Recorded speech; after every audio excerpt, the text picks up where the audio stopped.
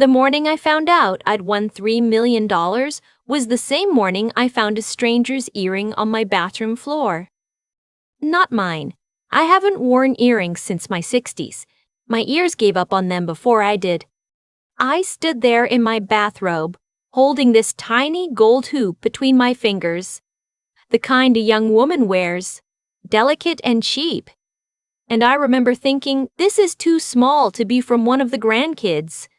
My granddaughter Bella was only 4, and my daughter lived 600 miles away in Portland. So whose was it? I set it on the edge of the sink. Told myself there was probably an explanation.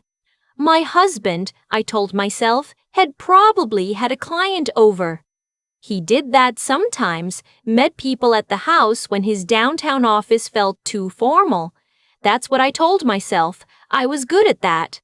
63 years old and still finding reasons not to look at something directly. The lottery ticket was in my coat pocket from the week before. I'd bought it at the Walgreens on 5th, the way I always did on Fridays, just $2, just a habit I'd had since my mother used to do the same thing back in Tennessee. She called it her Sunday money, said the Lord might as well help out on a Saturday night if he had nothing better to do. I almost didn't check it. I had the television on, the morning news, same as always, and I was getting ready to call my daughter just to hear a voice I trusted. My husband had left early that morning. Earlier than usual. He kissed me on the forehead the way you kiss someone you stopped really seeing. I scratched the ticket at the kitchen table with a dime. I had to scratch it twice. Then a third time, slow, because my hand started shaking and I thought I was misreading the numbers. I called the lottery customer service line from my landline. Yes, I still have a landline, don't laugh. And the woman on the other end confirmed it so casually that I almost thought she was reading from a script. $3,200,000. I sat down on the kitchen floor. I don't know why the floor. I've asked myself that since, but that's where I ended up. Back against the cabinet, still holding the phone, the linoleum cold through my bathrobe, just sitting there with my hand over my mouth. My first thought was my daughter. My second thought was that earring. Let me tell you something about 41 years of marriage. People from the outside think it looks like one long story. It isn't. It's thousands of little stories stacked on top of each other, and most of them you forget.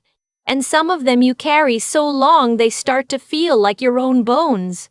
My husband and I had been through things that would have broken other couples. His father's death. My breast cancer scare in 2009. The year we nearly lost the house. We were the couple everyone pointed to when they needed to believe that marriage could last. And I believed it too. I really did. His name is not worth writing down, so I won't. I'll just call him what he was to me for 41 years, my husband. He was a contractor, commercial builds. Mostly, he had a small company, 6 employees at peak, and he'd done well enough that we owned our house outright, drove decent cars, and had a reasonable retirement account. Nothing flashy. We were comfortable the way people who've worked hard their whole lives get comfortable, the kind of comfortable you don't brag about. I had worked, too. 22 years as a medical billing specialist at a hospital system, then part-time consulting after I retired. I was never idle.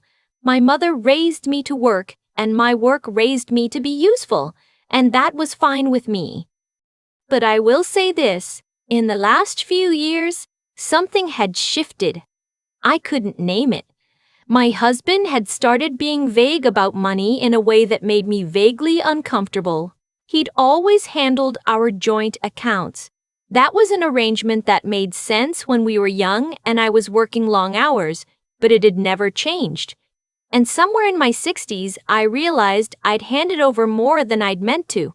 When I asked about the retirement account, he'd say everything was fine. When I asked about his business finances, he'd get quiet and then cheerful. Which is worse than just getting quiet. I noticed things. A second cell phone, once, in the glove box. A reservation confirmation that came to the house for a hotel I'd never stayed at. A name I didn't recognize that he said was a subcontractor. I noticed and I set things aside. That is my shame, and I own it. But holding that lottery ticket, that was the moment something inside me quietly decided things were going to be different. I didn't even know yet how different. I just knew that this money was mine. It had my name on it. My dime had scratched it, and I was not going to hand it over to a joint account while I still didn't know what was happening in my own home. I called my daughter first. She answered on the second ring the way she always does, like she's been waiting. "Mom, what's wrong?" "Nothing's wrong," I said. "I need to tell you something and I need you to be calm." She was not calm. She cried. She laughed. She said, "Oh my God," about 17 times, and then she made me read the numbers to her again, slowly, and then she said, "Mom, don't tell him yet." I hadn't even mentioned him. She knew anyway. That's what 40 years of watching a marriage looks like from the outside. I said I wasn't planning to. I want to be clear about what happened next, because I've told this story to a few people, and they always assume I had some grand plan from the start. I didn't. I'm a 63-year-old woman from Nashville, Tennessee, who worked in medical billing. I wasn't scheming. I was scared, and I was heartbroken, and I was holding the most money I'd ever had in my life. And something very old and very quiet in me said, "Be careful this time." My daughter, who is a paralegal in Portland, told me to call a financial attorney before I told anyone anything. She gave me the name of one in my city, a woman she'd researched while we were still on the phone. I called that afternoon and got an appointment for the next morning. The attorney's name was Shaw. She sat across from me in a very clean office and she listened without blinking while I explained the whole thing, including the earring. She didn't react the way I expected. She just nodded and said, "Tell me about your current financial arrangement." I told her, joint accounts, his name primary on our investment account, the house in both names, my own small savings account, separate, that I'd never mentioned to my husband, not out of secrecy, just out of habit, money I'd set aside since my mother died, grief money, the kind you put somewhere and don't look at. She said, "The lottery winnings are entirely in your name?" "I bought it myself, scratched it myself. My name goes on the claim." She said, "Then here's what I recommend." We talked for 2 hours. She wasn't cheap. She was worth every dollar. The short version is this. I did not claim the prize through a lump sum right away. My state allowed an LLC to claim lottery winnings, which kept my name out of the public record. My daughter flew down the following weekend, told her father she was just visiting, and she sat at that same attorney's table with me while we set things up. We formed an LLC. The money went into an account in that LLC's name. My name was on the LLC, but it wasn't searchable the way a personal lottery win would be. The whole time I went home every night and cooked dinner. I watched television with my husband. I listened to him talk about a project he was bidding on in Knoxville. I slept in the same bed. I smiled at the right moments. I was terrified the whole time. Not of him exactly, of what I was about to know for certain. I hired a private investigator 3 weeks after the lottery win. I found her through a referral from Ms. Shaw, and she was exactly what she needed to be: professional, quiet, and fast. I gave her my husband's second phone number. I'd written it down the day I found it in the glove box, and his office address, and the name that I'd once found on a confirmation email. She came back to me in 11 days. I sat in her office on a Wednesday afternoon, and she put a folder on the desk between us. She didn't say anything. She let me open it myself. I'm not going to describe everything that was in it. Some things belong to me and not to anyone else. But I'll say this, it had been going on for 4 years. The woman was 47, which is somehow worse in a way I can't fully explain. Not because her age was wrong, but because it meant this had been happening during years I thought I could name. Years I thought I knew. There were photographs. There were records of cash withdrawals, significant ones, that I recognize now, mapped against the vague financial answers I'd been getting. He had been moving money out of our retirement account in small increments over 18 months. Nothing dramatic enough to trip an alarm, just a quiet, steady drain. I closed the folder. I thanked the investigator. I drove home. I did not cry until I was in my car in the grocery store parking lot, the engine off, the windows fogging up from my breath. I let myself have 20 minutes. I cried for the marriage I thought I had, and for the woman I'd been who believed in it so completely, and for all those little ordinary evenings that now had a different meaning. I cried because I was 63 and I was supposed to be past this kind of ambush. Then I stopped. I dried my face. I went inside and bought groceries and made dinner, and that night I was, by all appearances, a normal wife on a normal Wednesday. I want you to understand something about the months that followed. This was not easy. There is nothing easy about living inside a lie while you dismantle it carefully, piece by piece. There were mornings I wanted to throw something. There were evenings I sat across the dinner table and watched my husband's face and felt a grief so complete it had no name. I missed him.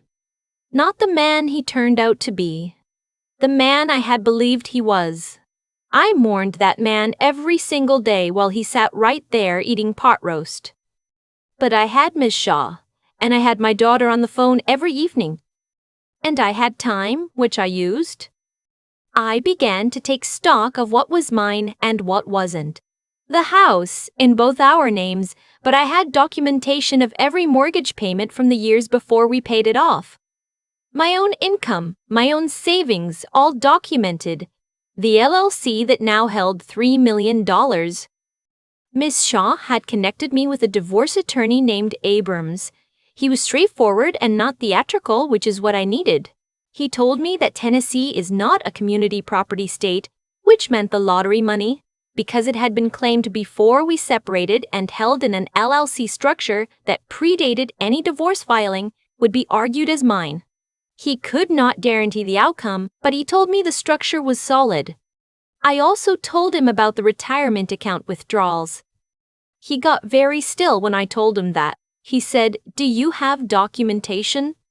I had documentation, the investigator's report, plus 3 years of account statements I had quietly requested from the bank. As a joint account holder, I had every right to them. He said, "That changes things considerably." I thought it might, I said. I want to be honest with you. There was a part of me, a small, exhausted part, that just wanted to hand him the folder and say, "I know everything, just go." There is a version of this story where I do that and he leaves and I cry for a year and eventually I'm okay. I know people who've done that. It works. There's no shame in just surviving. But the money he had taken wasn't just money. It was my retirement. It was the years I'd worked before dawn, on billing audits. The years I'd said yes when overtime came up because we were saving. The years I told myself we were building something. He hadn't just betrayed me personally. He had stolen from what I worked to build. And I am from Tennessee, and my mother raised me to never let someone take what you worked for without at least making them stand in the light of what they did. So I waited, and I prepared, and when the time was right, I filed. The day the papers were served, I was in Portland with my daughter. She had offered to come to me, but I wanted to be there when I got the call that it was done. I wanted to be somewhere safe. My son-in-law made dinner that night, and my granddaughter Bella climbed into my lap and fell asleep watching cartoons, and I sat there with her warm little weight on my chest thinking, this is what I was protecting.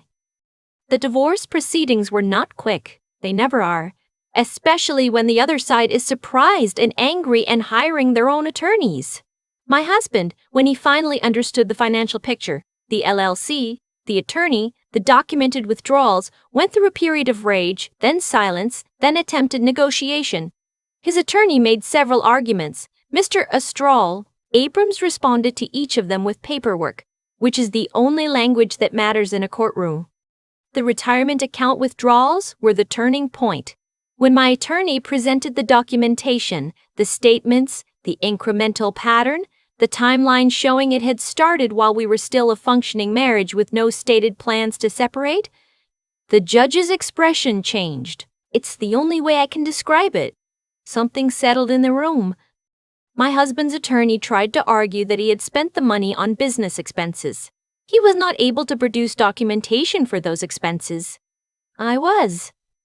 In the end, the divorce settlement included the full retirement account balance, restored to what it should have been before the withdrawals, plus interest, because the judge agreed the transfers constituted dissipation of marital assets. I kept my LLC.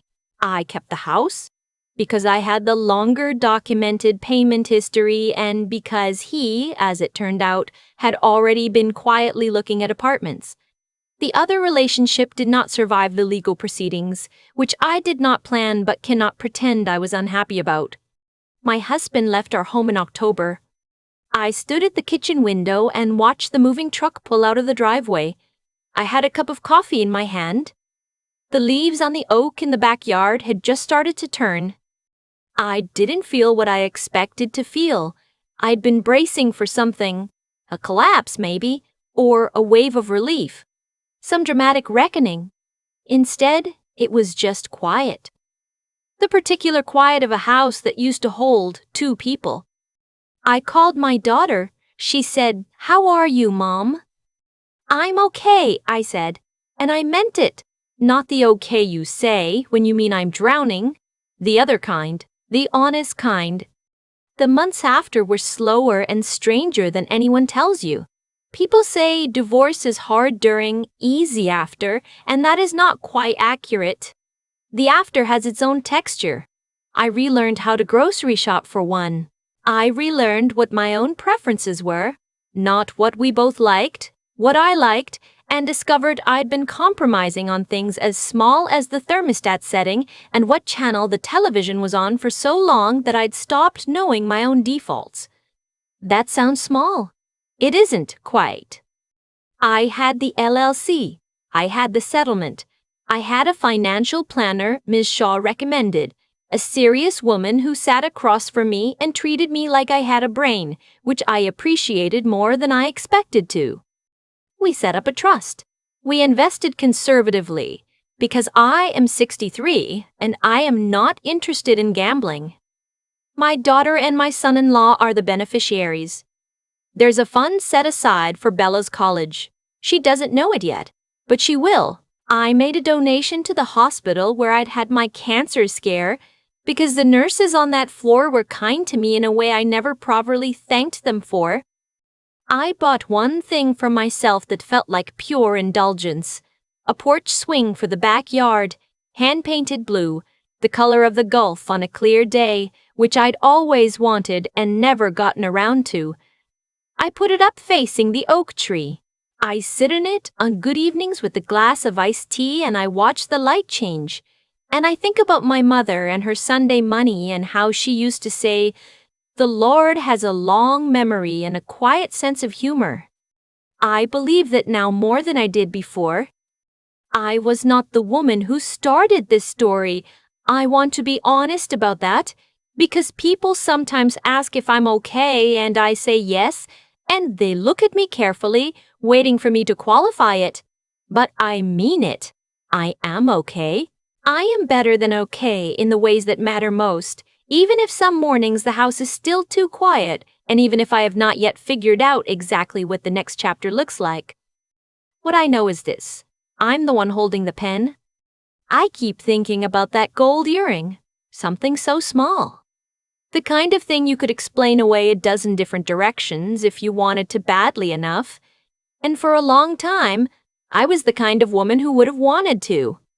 What I've come to understand, not from a book, not from anyone telling me, is that the way things unfold in a life is rarely random. Not in a mystical sense. In a plain, honest sense, what we choose to do and what we choose to ignore compounds. My husband made choices for years that compounded quietly, invisibly, the way water works on stone. And I made choices too, to look away, to accept vague answers, to hand over more trust than I had real evidence to give. Neither of us arrived at that October morning by accident. We arrived there by accumulation. The money didn't save me. I want to be clear about that, because I think people hear a story like mine and assume the lottery win, or in my case, the inheritance, was the miracle. It wasn't. The miracle, if there was one, was the moment I decided to think clearly instead of react. That took something I've been quietly building my whole life without knowing it. The willingness to act with integrity even when I was terrified, to be honest with myself about what I was actually looking at instead of what I wished it was. Miss Shaw used to say that the clients who come out of hard situations well are never the ones who had the most money or the best luck. They're the ones who ask the right questions and then actually listen to the answers. That's a kind of intelligence that has nothing to do with school. It's the intelligence of paying attention to what the numbers actually say, to what a person's silences mean, to what your own gut has been trying to tell you for longer than you admitted. I was 63 years old before I fully used it. I wish I'd started sooner, but I'm grateful I started when I did. And then there is the matter of simply holding on. People underestimate that. There's nothing glamorous about cooking dinner for a man you know has betrayed you and keeping your face neutral while you do it. There is nothing easy about sitting in an attorney's office, learning the shape of how you were deceived. There were mornings I woke up and the weight of it felt like something physical, like trying to stand up with someone else's grief on your shoulders alongside your own. What got me through was not toughness in the dramatic sense. It was something quieter, a decision renewed every morning to keep going one more day, to not collapse before the work was finished, to be still standing when it mattered. Bella is 5 now. She doesn't know any of this story yet. Someday she will. And what I hope she takes from it is not the money, not the outcome, not even the fact that her grandmother won. I hope she sees that integrity is not about being perfect. I was not perfect. I stayed too long. I looked away too many times. Integrity is about what you do when you finally stop looking away. And that intelligence is not a gift you're born with. It is a muscle, and you build it by using it, even when it hurts. And that endurance, the ordinary, unglamorous kind, is the thing that actually carries you from one side of a hard year to the other. The porch swing is blue. The oak tree is still there, and I'm still here, which is the only ending I was ever really after.